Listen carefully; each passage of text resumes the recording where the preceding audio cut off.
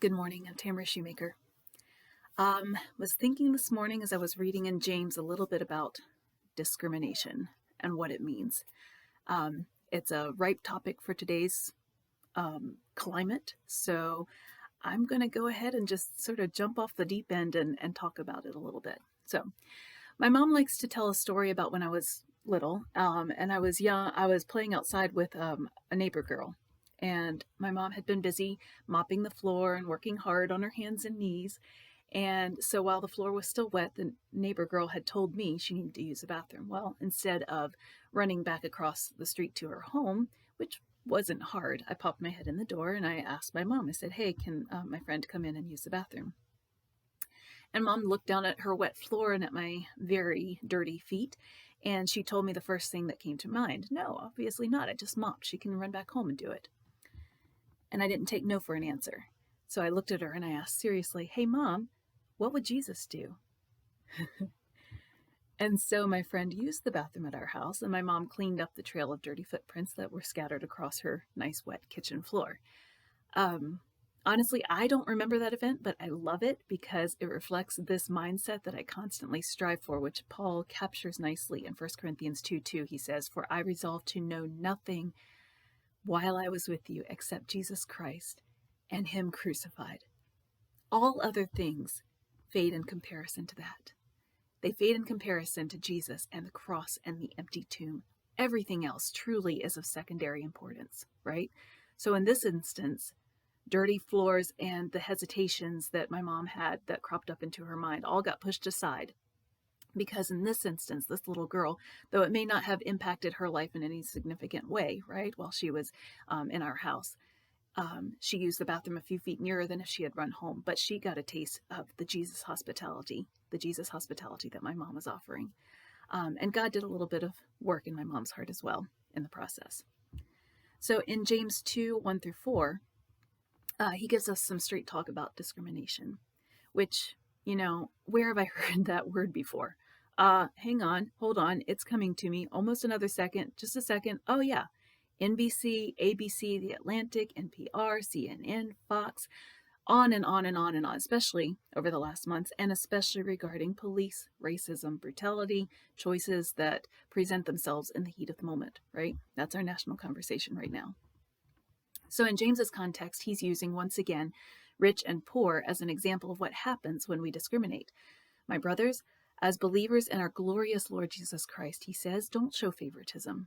Suppose a man comes into your meeting wearing a gold ring and fine clothes, and a poor man in shabby clothes also comes in.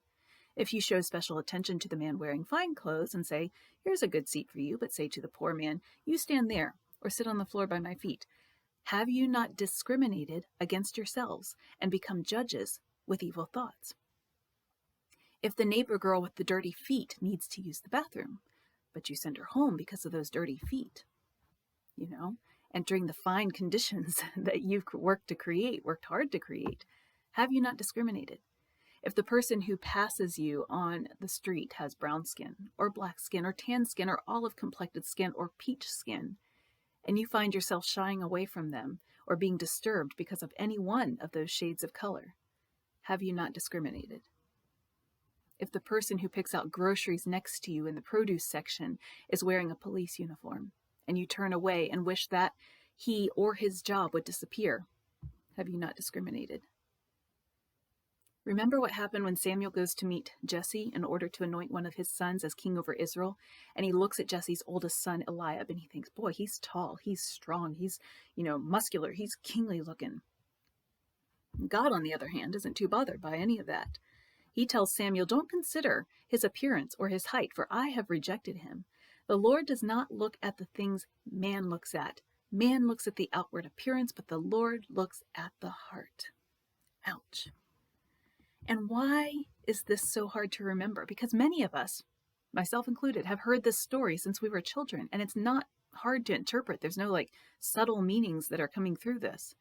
"Don't judge a book by its cover" is a fairly well-known proverb, right? But here's the thing. As an author, I have found that the cover is the single most important part of the initial selling of the product, right? My marketing skills can be on point in all other aspects. The quality of my book can be top notch. Unless I have an eye-catching cover, though, my book doesn't sell. And why is that? It's because people judge books by their covers in spite of knowing better.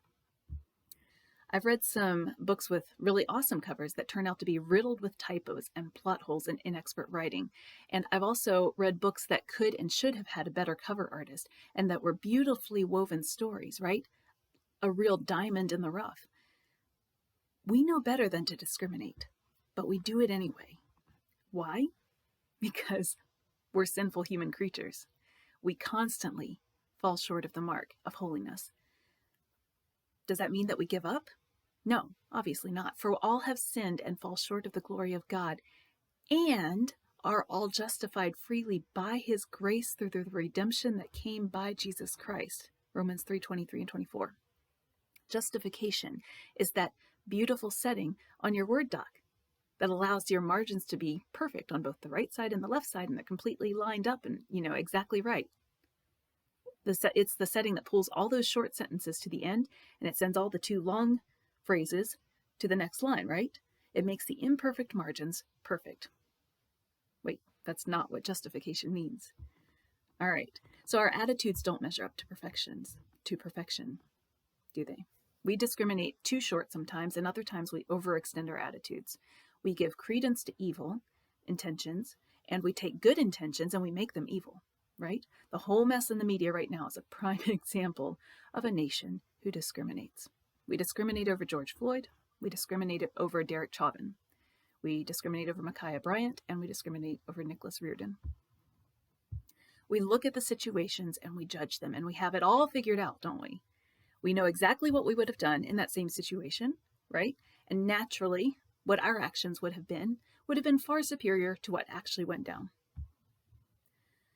Guys, I don't know what I would have done had I been standing where Derek Chauvin was. I don't know what I would have done had I been standing where George Floyd was. I like to think I would have known, right? But wisdom tells me I might very well have flopped just as large and as hard as any one of the key players in those situations.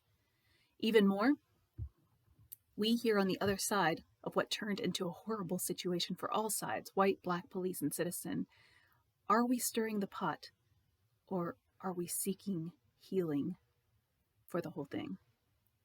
Wisdom also tells me to return to the key point, the main focus and the main mission of my life.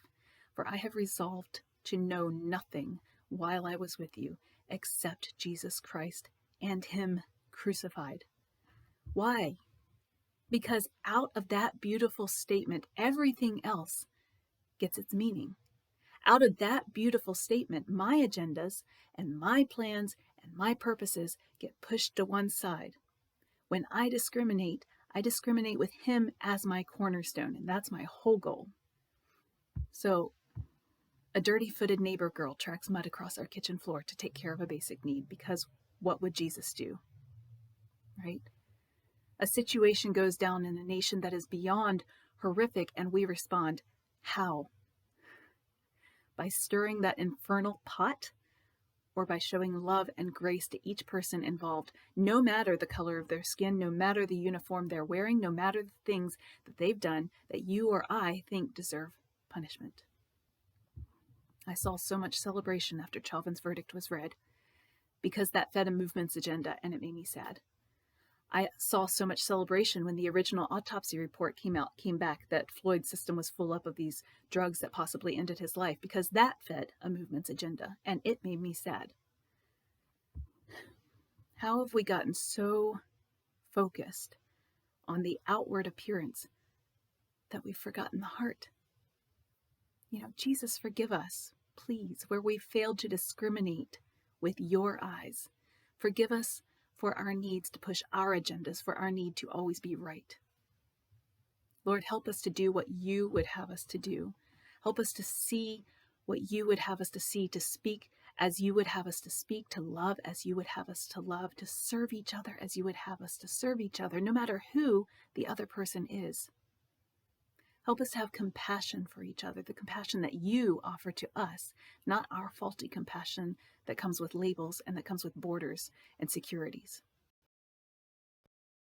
Help us to see each other through the lens that you offer us, with your grace and mercy and your truth and your wisdom that led you all the way to the cross and beyond that to the tomb, and where you left that tomb behind forever when you rose again for us.